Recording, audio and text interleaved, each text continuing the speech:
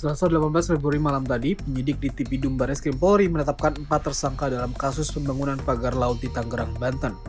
Salah satunya adalah Kepala Desa Kohot Arsin bin Asip yang ditetapkan sebagai tersangka kasus pemalsuan dokumen pagar laut Tangerang. Selain itu, tersangka lainnya adalah Sekretaris Desa Kohot Ujang Karta dan 2 orang lainnya yang berinisial CE dan SP sebagai penerima kuasa. Di Tipidum Barreskrim Polri, Brigjen Pol Juhandani menyebutkan mereka secara bersama-sama membuat dan menggunakan surat palsu berupa girik, surat pernyataan fisik bidang tanah, hingga surat kuasa pengurusan permohonan sertifikat dari warga desa Kohot. Dari penanganan perkara tersebut, hari ini telah dilaksanakan gelar perkara di mana kita sudah mengumpulkan berbagai alat bukti terkait permasalahan tersebut. Kemudian dari hasil gelar perkara, pada kesempatan ini kami seluruh penyidik dengan seluruh peserta gelar telah sepakat menentukan 4 tersangka, di mana 4 tersangka ini adalah kaitannya seperti kemarin saya sampaikan bahwa itu adalah terkait masalah pemalsuan, di mana pemalsuan beberapa surat dokumen untuk permohonan atas hak atas tanah, di mana kita menetapkan saudara A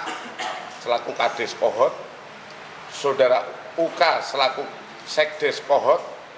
saudara SP selaku penerima kuasa, dan saudara CE selaku penerima kuasa telah kita sepakat kita tetapkan sebagai tersangka, di mana diduga keempatnya telah bersama-sama membuat dan menggunakan surat palsu berupa girik, surat pernyataan penguasaan fisik bidang tanah sporadik, surat pernyataan tidak sengketa, surat keterangan tanah, surat keterangan pernyataan kesaksian, surat kuasa pengurusan permohonan sertifikat dari warga desa Kohot, dan dokumen lain yang dibuat oleh Kades Sekdes sejak Desember 2023 sampai dengan November 2024, di mana seolah-olah oleh pemohon untuk mengajukan permohonan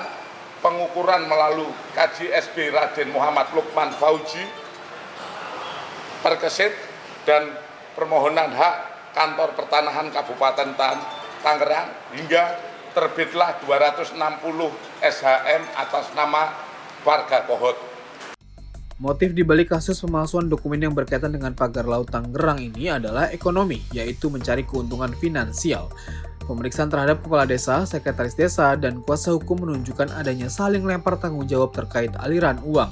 Kini Kepala Desa Kohot Arsin sudah mengetahui perihal ini, dan kuasa hukum Arsin yaitu Yunihar mengaku sudah berdiskusi dengan kliennya mengenai kasus yang menjeratnya, dan disebut Arsin akan bersikap kooperatif terhadap proses hukum yang berjalan. Namun saat ini ia tengah memantau kondisi mental dan psikis Kades Arsin.